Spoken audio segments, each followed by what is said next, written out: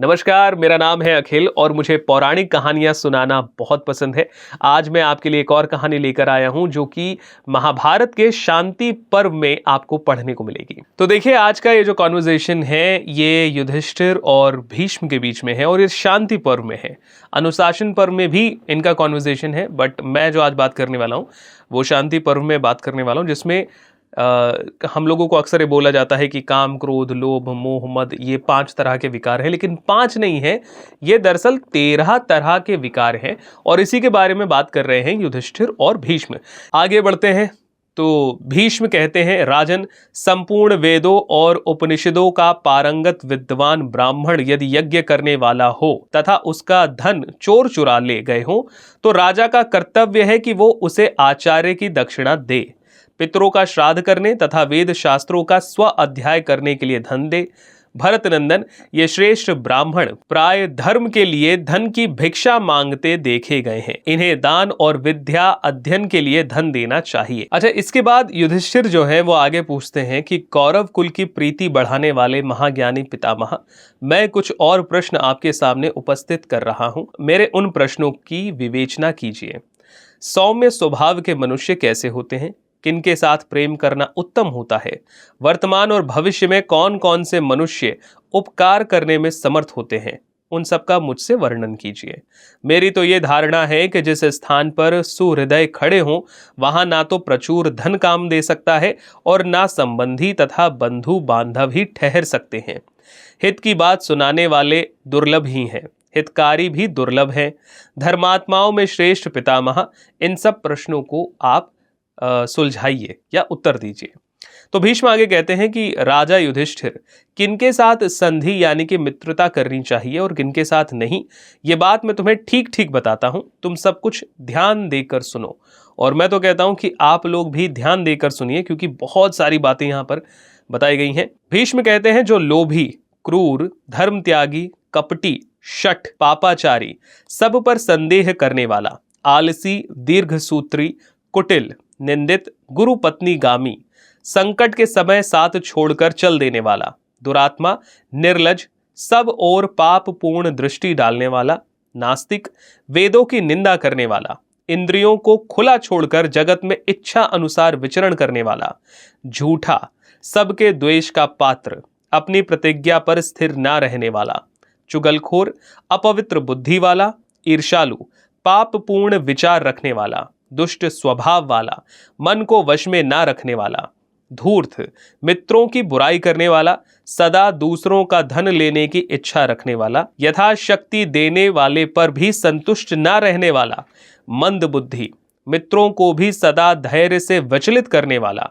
असावधान, बेमौके क्रोध करने वाला, अकस्मात विरोधी होकर कल्याणकारी लोगों को भी त्याग देने वाला, अनजान में थोड़ा सा भी अपराध बन जाने पर मित्र का अनिष्ट करने वाला, पापी, अपना काम बनाने के लिए ही मित्रों से मेल रखने वाला, वास्तव में मित्र द्वेषी, मुख से मित्रता की बातें करके भीतर से शत्रु भाव रखने वाला, कुटिल दृष्टि से देखने वाला, विपरीत दर्शी यानी कि जो हर बात पर उल्टा ही जवाब दे या उल्टा ही समझाए, भलाई से कभी पीछे ना हटने वाले मित्र को भी त्याग देने वाला, शराबी, द्वेषी, क्रोधी, निर्दयी, क्रूर, दूसरों को सताने वाला, मित्रद्रोही, प्राणियों की हिंसा में तत्पर रहने वाला मनुष्य ऐसा मनुष्य है जिसके साथ कभी संधि यानी कि मित्रता नहीं करनी चाहिए।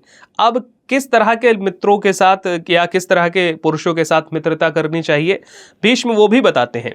भीष्म कहते हैं, जो कुलीन हो, बोलने में समर्थ हो।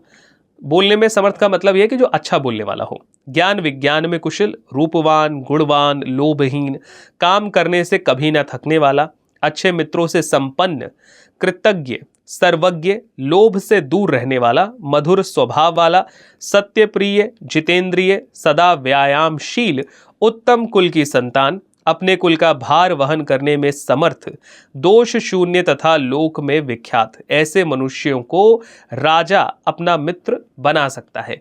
अब ऑब्वियसली एक व्यक्ति के अंदर इतने सारे गुण तो नहीं होते हैं, लेकिन आप ऐसे मान के चलिए कि अगर 10 गुण हैं तो ज़्यादा कौन से गुण हैं, अगर ज़्यादा गुण अच्छे हैं तो आप उनसे मित्रता रख सकते हैं।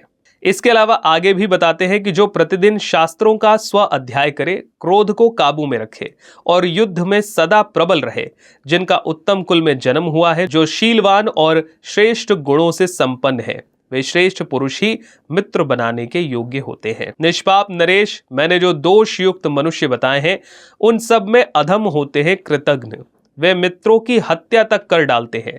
ऐसे दुराचारी नराधमों को दूर से ही त्याग कर देना चाहिए, ऐसा निश्चय करें। अब यहाँ पर युधिष्ठिर आगे पूछते हैं कि पितामह, आपने जिस मित्रद्रोही और कृतघ्न के बारे में कहा है उसका यथार्थ इतिहास क्या है? मैं विस्तार पूर्वक सुनना चाहता हूं।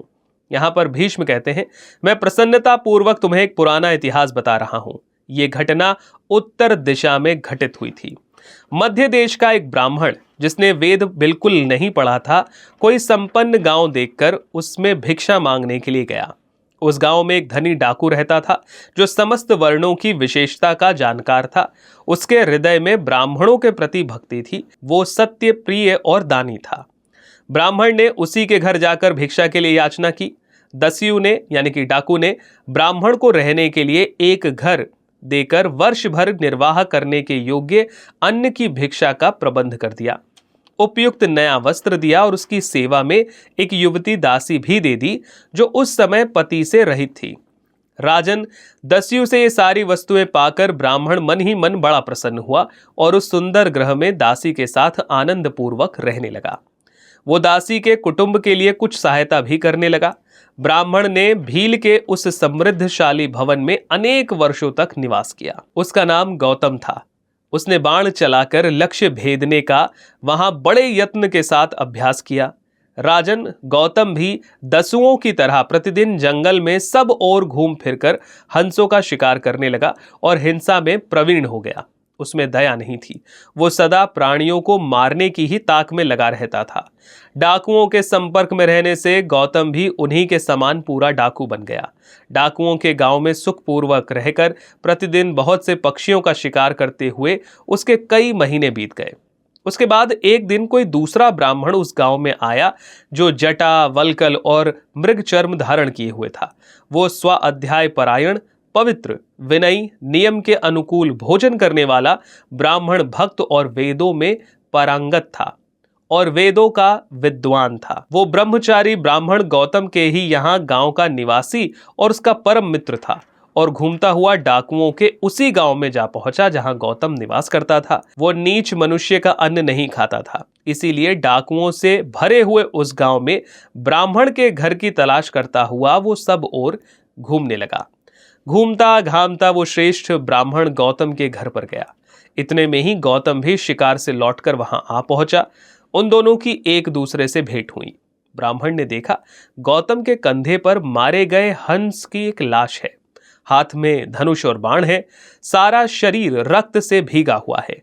घर के दरवाजे पर आया हुआ गौतम नरभक्षी राक्षस के समान जान पड़ता था और ब्राह्मण तत्व से भ्रष्ट हो चुका था। उसे इस अवस्था में घर पर आया देख ब्राह्मण ने पहचान लिया।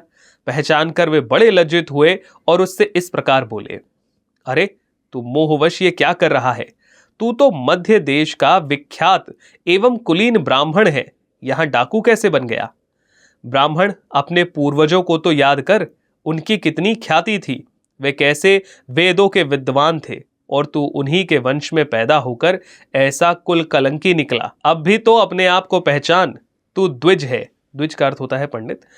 इसीलिए सत्व, शील, शास्त्र ज्ञान, संयम और दया भाव को याद करके अपने इस निवास स्थान को त्याग दे।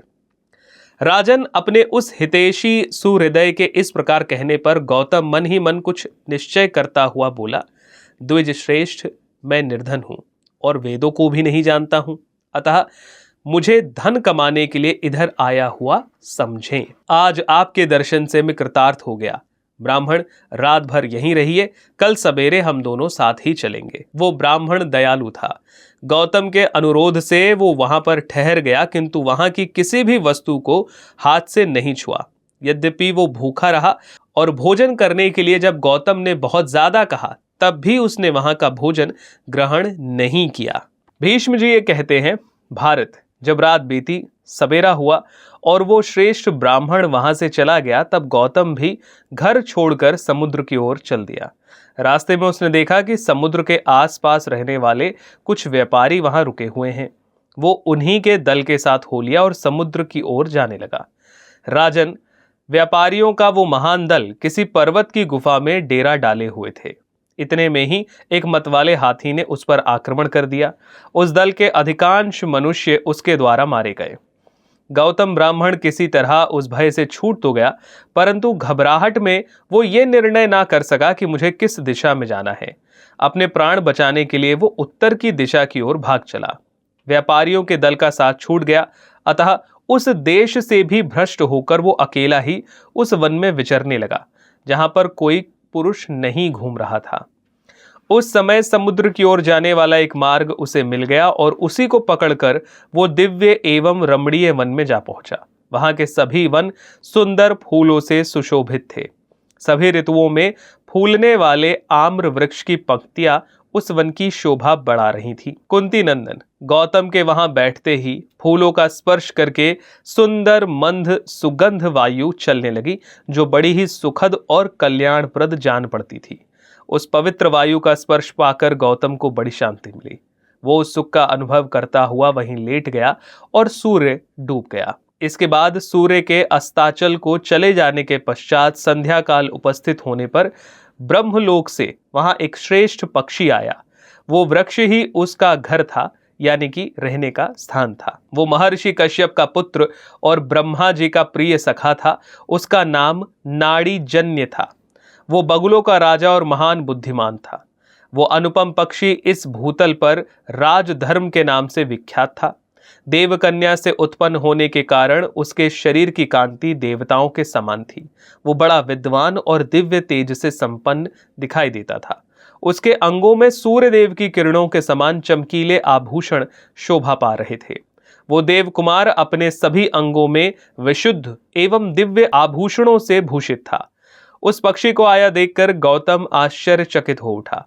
उस समय वो भूखा प्यासा तो था ही, रास्ता चलने से थकावट से चूर चूर भी था। अतः राजधर्म को मार डालने की इच्छा से उसकी तरफ देख रहा था, क्योंकि उसकी प्रवृत्ति वही थी। वो डाकुओं के साथ रह रहा था, अभी तक बगलों का शिकार कर रहा था, तो उसको लगा कि मैं इस पक्षी को मार देता हूँ, भूखा प्यासा भी हूं, तो मेरा कम से कम रात भर के खाने का हिसाब किताब हो जाएगा।